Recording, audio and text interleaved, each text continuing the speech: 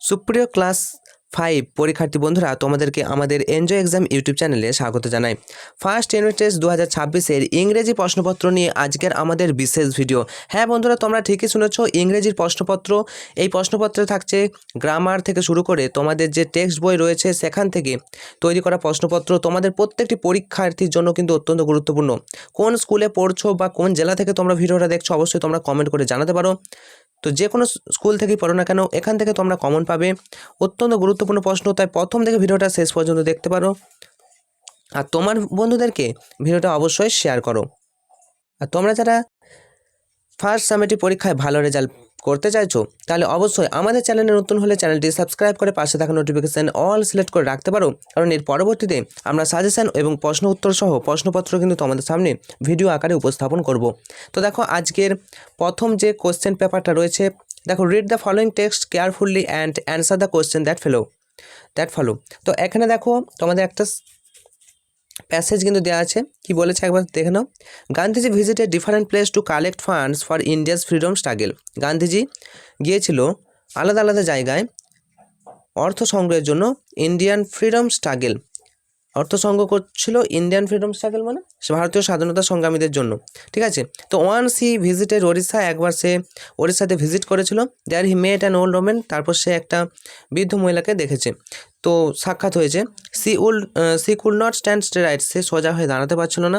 Hair was grey and her sari was torn, তার চুল ছিল ধূসর এবং তার শাড়ি ছিঁড়ে গিয়েছিল।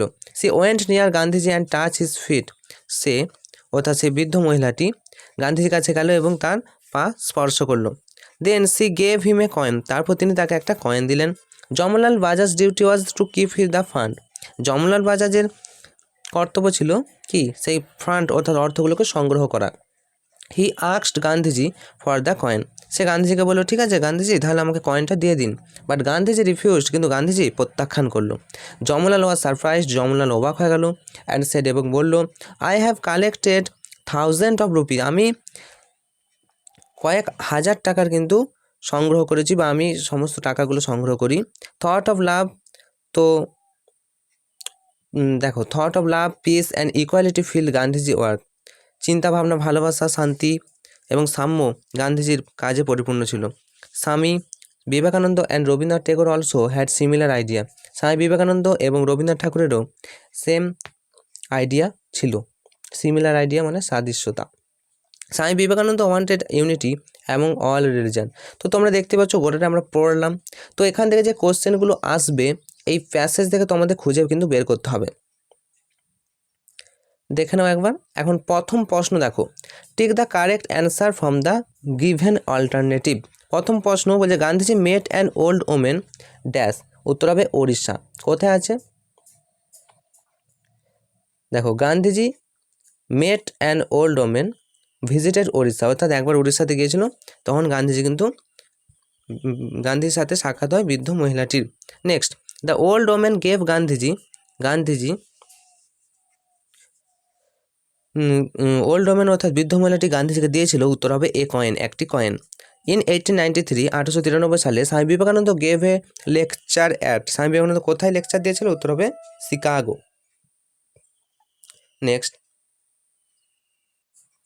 নেক্সট, রবীন্দ্রনাথ টেগোর স্টার্টেড রক্ষাবন্ধন, রবীন্দ্রনাথ ঠাকুর রক্ষাবন্ধন শুরু করেছিল বা রাখি বন্ধন শুরু করেছিল কত সালে, উত্তর হবে 1905। Complete the following sentence with information from the text, এরকম টাইপের প্রশ্ন তোমাদের আসবে।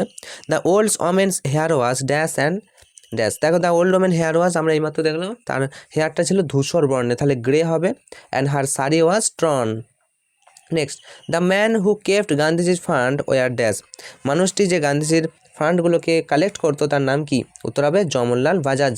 Next, Rakshabandhan is a festival of dash, Rakshabandhan is a festival of brotherhood and communal harmony, ভ্রাতৃত্ব এবং সম্প্রীতির পরিপূর্ণতা, রক্ষাবন্ধন, ঠিক আছে। Next, read the following text carefully, এটা আনসিন তোমাদের দিয়েছে, দেখো আনসিনটা কিন্তু তোমাদের বইয়ের বাইরে থেকে থাকে। তো আনসিনটা দেখো আমরা পড়ে নিই, তারপরে আমরা উত্তর খোঁজার চেষ্টা করি। প্রথম কি বলছে দেখো, প্ল্যান্টস নিডস সানলাইট, উদ্ভিদদের কি চায়, আলো চায়, অ্যান্ড ওয়াটার, জল, to make their own food, তাদের নিজস্ব খাবার তৈরির জন্য। You can do the experiment to test if this is true, তুমি এক্সপেরিমেন্ট করতে পারো, পরীক্ষা করতে পারো যে এটা কি সত্যি। প্লেস এ বাস্কেট, একটা বাস্কেট অর্থাৎ একটা বাস্কেট নাও over a patch to green grass, এবং সেখানে কিছুটা ঘাস নাও।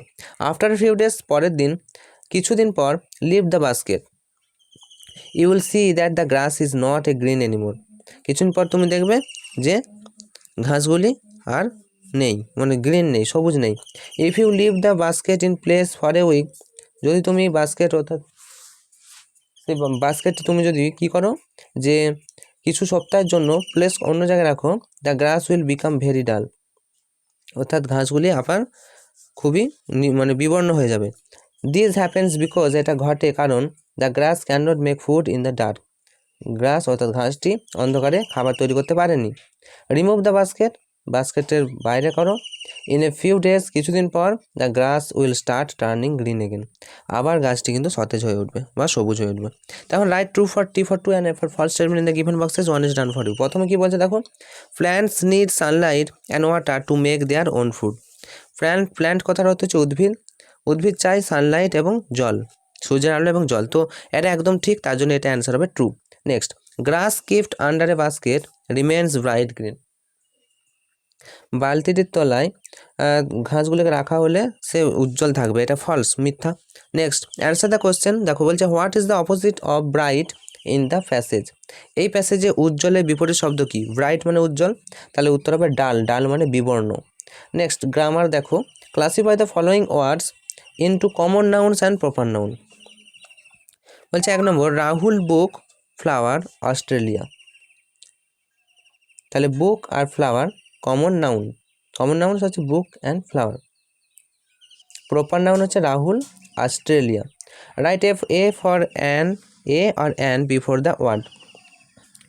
ড্যাশ আমব্রেলা, কী হবে? An umbrella. Dash university, a university. Write the opposite gender of the following words. Opposite gender বলেছে দেখো, কিংয়ের অপোজিট মানে বিপরীত শব্দ। রাজার অপোজিট শব্দ হচ্ছে রানী, কিং হবে কুইন, পিকক হবে peahen. Next, write 4 sentence about a great man. খুব ইম্পর্টেন্ট, দেখো একটা প্রশ্ন, 4 sentence about a great man, একজন মহান ব্যক্তি সম্পর্কে 4টে শব্দ লিখতে বলা হয়েছে। এরকম টাইপের রাইটিং তোমাদের কিন্তু আসবে, তো শুনে নাও, তোমরা খাতা বের করে লিখে নাও। মহাত্মা গান্ধীজি, আমরা মহাত্মা গান্ধীজিকে ধরছি, তো মহাত্মা গান্ধীজি ওয়াজ এ গ্রেট লিডার বা great man who fought for India's independent thought non violent means. Mahatma Gandhi একজন গ্রেট লিডার, মহান নেতা, যিনি ভারতীয় স্বাধীনতা সংগ্রামের জন্য লড়েছেন। হি 1 নম্বর হলো, এটা 1 নম্বর পয়েন্ট। 2 নম্বর দেখো, he inspired millions of people around the world with his philosophy of space and truth. তিনি কয়েক লক্ষ মানুষকে কি করেছেন?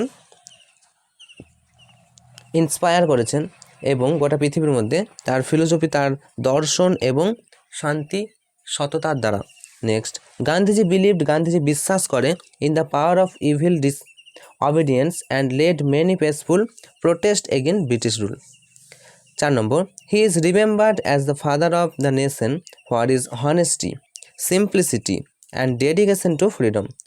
হি ইজ রিমেম্বার্ড, তাকে মনে করা হয় তিনি ভারতের জাতির জনক, ফর দ্য হনেস্টি, কেন? তার সততার জন্য, তার সরলতার জন্য, তার dedication of freedom.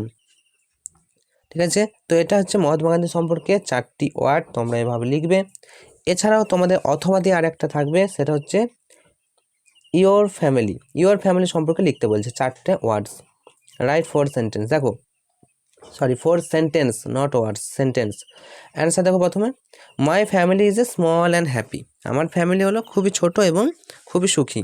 There are 4 member in my family, আমাদের ফ্যামিলিতে 4 জন সদস্য রয়েছে। We love and help each other, আমরা একে অপরকে খুবই ভালোবাসি। My family always support me in my studies in life, আমার ফ্যামিলি অর্থাৎ আমার পরিবার সবসময় আমাকে সাপোর্ট করে মাই স্টাডিজ, আমার পড়াশোনাতে এবং আমার জীবনে। তো এটাই ছিল তোমাদের জন্য একটি গুরুত্বপূর্ণ প্রশ্ন উত্তরের একটি প্রশ্নপত্র। তো এর পরবর্তীতে আমরা আরেকটি সেট আমরা আলোচনা করার চেষ্টা করব। এর জন্য তোমাদেরকে কী করতে হবে? আমাদের এই চ্যানেলটি সাবস্ক্রাইব করে নিতে হবে, আর বন্ধুদেরকে অবশ্যই ভিডিওটি শেয়ার করে নিতে হবে। তো তোমাদের পরীক্ষা খুব ভালো হবে এই শুভকামনা জানিয়ে আজকের মতো ভিডিওটা এখানে শেষ করছি। Enjoy exam, all the best.